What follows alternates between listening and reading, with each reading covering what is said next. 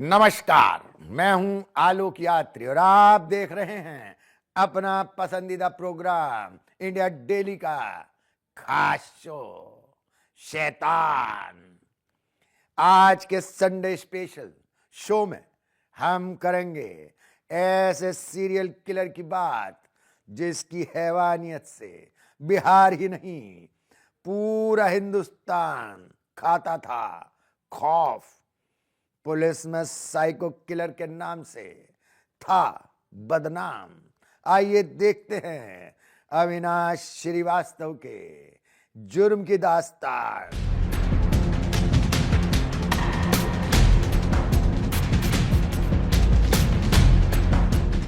विधायक का पुत्र जो फर्राटेदार अंग्रेजी बोलता था, चकाचौंध से भरी जिंदगी थी जिसकी पहचान अपराध की दुनिया में क्यों रखा था उसने कदम, कत्ल दर कत्ल कर अविनाश श्रीवास्तव ने दिया इस सवाल का जवाब। आइए देखते हैं वैशाली बिहार का नौजवान कैसे बन गया खौफ का दूसरा नाम।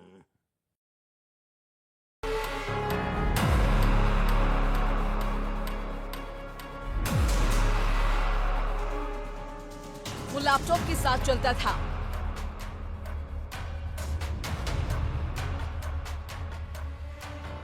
फर्राटेदार अंग्रेजी बोलता था।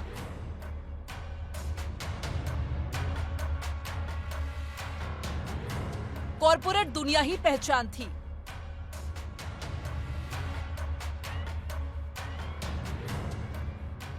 लेकिन एक दिन ऐसा मोड़ आया, उसकी पूरी जिंदगी बदल गई।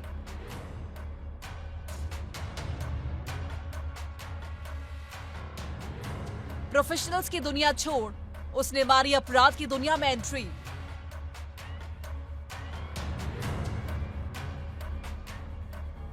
बदले की आग में झुलसता एक नौजवान कैसे बन गया साइको सुपारी किलर।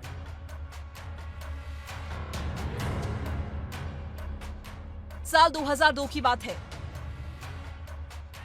वैशाली के हाजीपुर में दिन दहाड़े गोलियों की तड़तड़ाहट गूंजी और पूर्व आरजेडी एमएलसी लल्लन श्रीवास्तव उर्फ लाला सिन्हा की हत्या हो गई।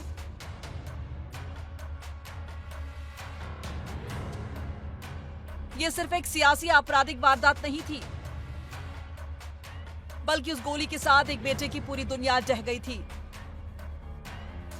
पिता की लाश के सामने खड़ा वो बेटा उस दिन सिर्फ अनाथ नहीं हुआ, बल्कि उसके अंदर का इंसान भी कहीं मर गया और जाग गया एक शैतान। इंसाफ की लड़ाई अब बंदूक लड़ेगी। उसने उसी पल तय कर लिया था कि वो इंसाफ की लड़ाई नहीं लड़ेगा। उसने तय कर लिया था कि उसके लिए इंसाफ की लड़ाई अब अदालत नहीं बल्कि बंदूक लड़ेगी। पिता की हत्या से पहले और बाद में जो अविनाश श्रीवास्तव था वो पूरे तरीके से बदल चुका था। हाईली क्वालिफाइड अविनाश बदले की आग में जल रहा था। अंग्रेजी में फर्राटेदार बोलने वाला ये पढ़ा लिखा युवक सिस्टम को समझ चुका था और अब उसी समझ का इस्तेमाल उसने अपराध की स्क्रिप्ट लिखने में शुरू कर दिया। यही वो मोड़ था जहां एक प्रोफेशनल का सफर साइको सुपारी किलर बनने की दिशा में मुड़ गया। प्रोफेशनल से क्रिमिनल तक का सफर। अविनाश पढ़ा लिखा नौजवान था। उसने एमसीए किया था और बेंगलुरु की नामी कंपनी इन्फोसिस में काम कर चुका था। फर्राटेदार अंग्रेजी बोलता था और खुद को अलग सोच वाला इंसान मानता था। लेकिन पिता की हत्या के बाद उसने नौकरी छोड़ दी। जो हुनर उसने सिस्टम समझने में सीखा था वही अब बदला लेने की स्क्रिप्ट लिखने में लगाने लगा और वो अपराध को अंजाम देने में इस्तेमाल करने लगा। देखिए, बिहार के बहुत ही अच्छे परिवार के अंदर पैदा हुआ अविनाश श्रीवास्तव, जिसका असल नाम लल्लन श्रीवास्तव था। बहुत ही अच्छी शिक्षा उसको मिली, अच्छे संगति में रहा और उसके पिता भी बहुत बड़े राजनीतिक प्रभावशाली आदमी थे और इलेक्शन भी लड़े और तमाम जो ख्याति सम्मान जो कुछ भी था उनके पिता का बहुत बड़ा उस इलाके के अंदर रौब-दाब था। तो उसी दौरान में उनके पिता की अदावत मोइन खान नाम के एक राजनीतिक आदमी से हुई और मोइन खान ने एक दिन उनके पिता की हत्या कर दी और पूरे बिहार के अंदर कोहराम मच गया कि मोइन खान ने अविनाश श्रीवास्तव के पिताजी की हत्या कर दी है। तो अपने पिता की हत्या से वो इतना क्षुब्ध था, इतना नाराज था कि उसके माइंड में केवल यह आया कि मुझे ना केवल मोइन खान से बदला लेना है, बल्कि मोइन खान जैसे जितने भी अपराधी हैं उन सबसे बदला लेना है। तो उसका माइंडसेट इस तरह से एक सेट हो गया, क्योंकि वो पढ़ा लिखा, वेल बिहेव्ड और बहुत ही अच्छी शिक्षा दीक्षा अच्छे परिवार से था, अच्छे अमीर परिवार से था। तो मोइन खान से उसने बदला लिया। मोइन खान के बाद में उसने लगातार अपराध की दुनिया में अपना कदम रख दिया। एक के बाद एक दाग दी 32 गोलियां। पिता की हत्या के अगले ही साल 2003 में अविनाश ने पिता के मुख्य हत्यारे मोइन खान और पप्पू खान को हाजीपुर में पकड़ लिया। पुलिस रिकॉर्ड के मुताबिक उसके शरीर पर 32 गोलियां दागी गई थी। उसकी आंखों में इतना गुस्सा था कि वो चाहता था कि उसके पिता का हत्यारा किसी भी हाल में बच ना पाए। ये सिर्फ हत्या नहीं थी, बदले की कहानी का ऐलान था। इस घटना के बाद अविनाश का नाम पूरे बिहार में फैल गया। आंखों से ही क्रूरता झलकने लगी, लोग उससे दहशत खाने लगे। लैपटॉप और कॉर्पोरेट की दुनिया को छोड़कर अविनाश श्रीवास्तव ने अपराध का रास्ता चुना और अपराध की दुनिया में वो बहुत जल्द खौफ का दूसरा नाम बन गया। पिता की हत्या ने एक पढ़े लिखे प्रोफेशनल को साइको सुपारी किलर के रूप में तब्दील कर दिया। इंसाफ और कलम की जगह उसने बंदूक चुनी और अपराध की दुनिया में लगातार आगे बढ़ते हुए वो एक बहुत बड़ा चेहरा बन गया। 3 घंटों तक लाश के पास बैठा रहा। बिहार पुलिस की माने तो मोइन खान और पप्पू खान को मौत के घाट उतारने के बाद अविनाश श्रीवास्तव तकरीबन 3 घंटे तक उसकी लाश के पास बैठा रहा। पुलिस रिकॉर्ड्स के मुताबिक वो हर मिनट एक गोली दागता रहा। खास बात यह है कि कोई तैश में की गई हत्या नहीं थी, बल्कि सोच समझ कर लिया गया बदला था। गोली चलाने के बाद वो भागा नहीं, बल्कि लाश के पास बैठा रहा, मानो वो ये दिखाना चाहता हो कि उसका डर अब खत्म हो चुका है। इसी घटना ने उसे अपराध की दुनिया में साइको किलर की पहचान दिला दी। Bureau report, India Daily. 2002 में पिता के कत्ल के बाद अविनाश श्रीवास्तव बन गया था डॉन। पहली वारदात में पिता के हत्यारे के सीने में उतारी थी 32 गोलियां। इस मर्डर के जरिए कर दिया उसने अपने इरादों का ऐलान। आइए देखते हैं पहले ही मर्डर के बाद पूरे बिहार में क्यों फैल गया था उसके नाम का खौफ।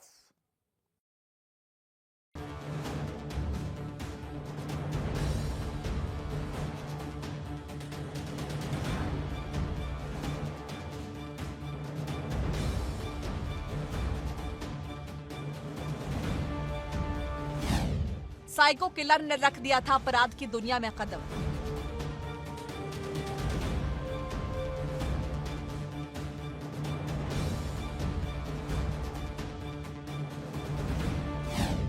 पिता की मौत के बाद भी बिहार में जारी रहा मौतों का सिलसिला।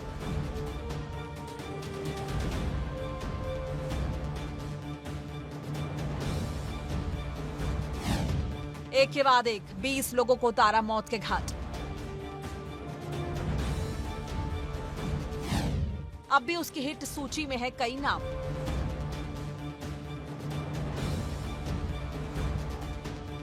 साल 2003 में अविनाश श्रीवास्तव, जिसे अमित के नाम से जाना जाता है, उसने अपने पिता लल्लन श्रीवास्तव की हत्या का बदला ले लिया था और इसी के साथ वो प्रोफेशनल्स की दुनिया को छोड़कर अपराध की दुनिया में कदम रख चुका था। उसके पिता एक बड़े और जाने माने नेता थे, जिनकी 2002 में हाजीपुर में गोली मारकर हत्या कर दी गई थी। अविनाश का पहला निशाना मोइन खान था, जिसकी उसने कथित तौर पर 32 गोलियां मारकर हत्या कर दी और हत्या के बाद भी वो भागा नहीं, बल्कि 3 घंटे तक शव के पास ही बैठा रहा। पुलिस अधिकारियों ने बताया कि यहीं से हत्याओं का सिलसिला शुरू हुआ और उसके बाद तकरीबन 20 से ज्यादा हत्याओं के मामले सामने आए।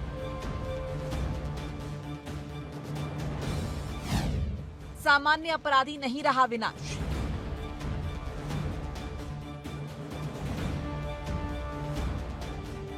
पुलिस के मुताबिक अविनाश ने पिता की हत्या में शामिल 6 आरोपियों में से 5 को अलग अलग समय पर मार डाला था, लेकिन इसके बाद भी उसका बदला पूरा नहीं हुआ। कुछ नाम अब भी उसकी तथाकथित हिट लिस्ट में बताए जाते हैं। यही वजह थी कि हर गिरफ्तारी के बाद भी पुलिस उसे सामान्य अपराधी नहीं बल्कि एक चलते फिरते खतरे के रूप में देखती रही। पुलिस का कहना है कि वो खुद को एक ब्रांडेड साइको किलर की तरह पेश करना चाहता था।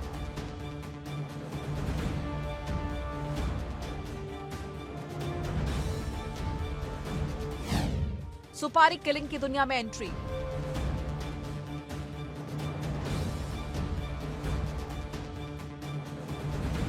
पिता की मौत के बदले के बाद अविनाश अपराध की दुनिया से बाहर नहीं निकला।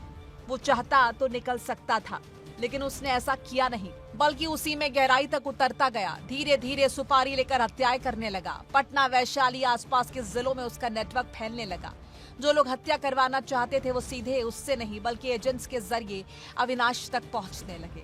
पुलिस के मुताबिक उस पर 20 से 22 हत्याओं के मामले दर्ज हैं। कई बार वो खुद दावा करता था कि उसने इससे भी ज्यादा लोगों को मारा है।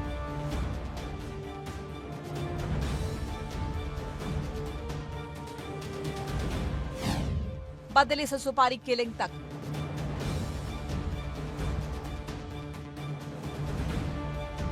अविनाश की ओर से अंजाम दिए गए बड़े मामलों में पटना नगर निगम की पूर्व डिप्टी मेयर अमरावती देवी के पति दीना गोप की हत्या शामिल है। इस वारदात में AK-47 से ताबड़तोड़ फायरिंग की गई थी। वैशाली में एक रिटायर्ड शिक्षक की हत्या के बाद से वो लंबे समय तक फरार रहा। कई मामले तो ऐसे भी रहे जिसमें उसने ब्रस्ट फायर यानी बिना रुके गोलियां चलाकर हत्या की ताकि सामने वाले को बचने का मौका ही ना मिले।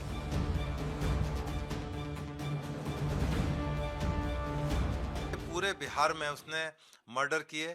बताया जाता है कि उसकी गिनती हो नहीं पाई क्योंकि बहुत सारे अनअटेंडेड रहे, रिपोर्टेड नहीं थे या जिनके बारे में इन्वेस्टिगेशंस नहीं हो पाई।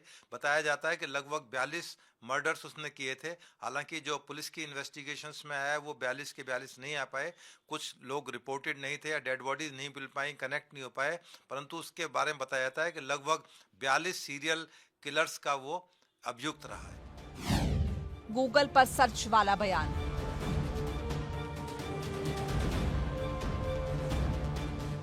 दो 2013 में पटना के बाईपास इलाके से अविनाश और उसके 3 साथियों को हथियारों के साथ पकड़ा गया। पूछताछ के दौरान उसने पुलिस से कहा, समय मत बर्बाद करो, मेरा नाम गूगल पर सर्च करो। ये बयान ही उसकी मानसिकता को दिखाने के लिए काफी था। मतलब साफ था, वो अब खुद को ब्रांड के तौर पर देखने लगा था।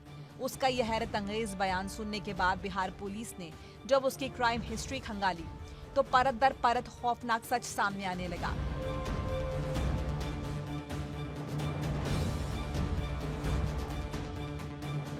और सबसे बड़ी बात यह थी कि इसका जो उद्देश्य था क्राइम करने का वो केवल बदला लेने की एक जो मानसिकता थी उस तरह की थी।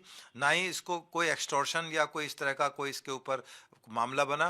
केवल और केवल मर्डर के लिए इसको जाना जाता था और अपना बदला लेने के लिए या जो राजनीतिक जो इसकी मानसिकता थी इसके पिता की हत्या के बाद में वो तमाम जो मानसिकता उसी पर इसने अपना काम किया। क्योंकि इतना पढ़ा लिखा था कि जो कोई भी सबूत अपने खिलाफ वो छोड़ता नहीं था। जहाँ भी वो मर्डर करता था, जिस जगह भी वो करता था, गोलियों से भून देता था आदमियों को, तो कोई सबूत अपने पास नहीं छोड़ता था कि जो उससे पुलिस उस पर हाथ डाल सके। ये बहुत लंबे समय तक इसलिए अपने फील्ड में काम करता रहा और पुलिस की निगाह से, समाज की निगाह से बचा रहा। जेल, जमानत और फिर अपराध।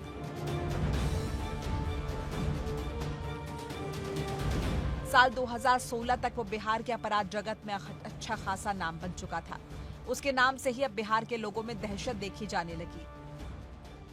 लेकिन उसी साल वैशाली में बैंक चोरी की कोशिश के मामले में उसकी गिरफ्तारी हुई, लेकिन अपने रसूख के चलते वो जल्दी जेल से बाहर आ गया। 2020 में वो फिर से पकड़ा गया, इस बार हत्या और तस्करी की साजिश के आरोप में। लेकिन हर बार जमानत पर बाहर आते ही वो फिर से किसी नए अपराध को अंजाम दे डालता था, मानो वो अपराध की दुनिया छोड़ना ही नहीं चाहता था। अब तक वो पुलिस के लिए भी चलता फिरता खतरा बन चुका था।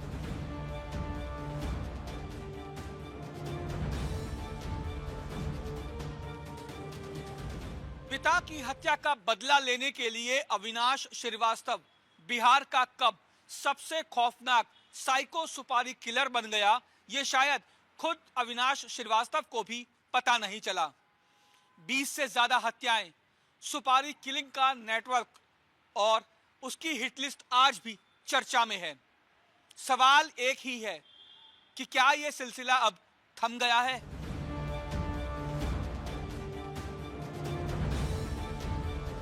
Bureau report, India daily.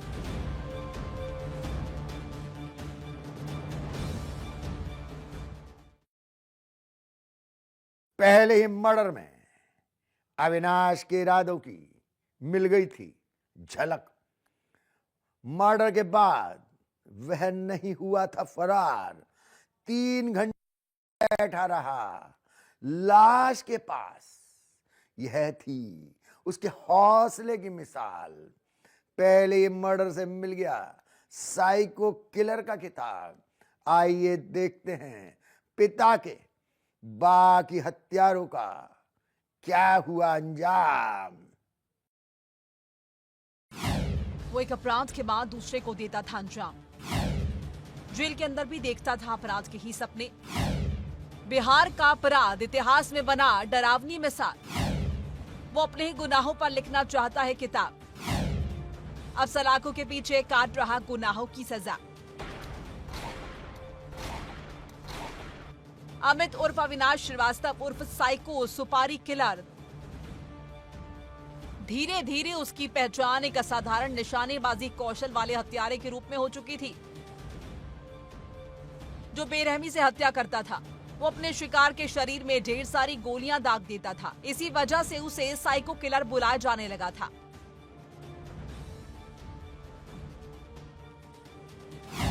हत्या, लूट और डकैती की कोशिशें। हत्या ही नहीं, अविनाश ने बैंक लूट और डकैती की भी योजना बनाई। इसी वजह से वो वैशाली के महुआ थाना क्षेत्र में सेंट्रल बैंक ऑफ इंडिया से नकदी चोरी की कोशिश के दौरान गैस कटर, हथियार और बाकी सामान के साथ साथ पकड़ा गया था। जेल जाने के बाद भी उसके इरादे नहीं बदले। 2020 में उसे फिर से रक्सौल के नेपाल बॉर्डर इलाके से गिरफ्तार किया गया, जहां वो होटल में छिपकर गांजा तस्करी और हत्या की साजिश रच रहा था। पुलिस को उसके पास से हथियार, मोबाइल और आपराधिक संपर्कों की जानकारी मिली थी।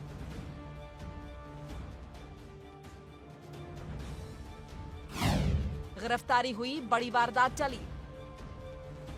दिसंबर 2025 में अविनाश जमानत पर जेल से बाहर आया, लेकिन महज 2 दिन बाद ही वो पटना के सिटी चौक इलाके में एक बड़े कारोबारी की हत्या की योजना बनाने लगा। लेकिन इस बार पुलिस की स्पेशल टीम ने समय रहते उसे दबोच लिया।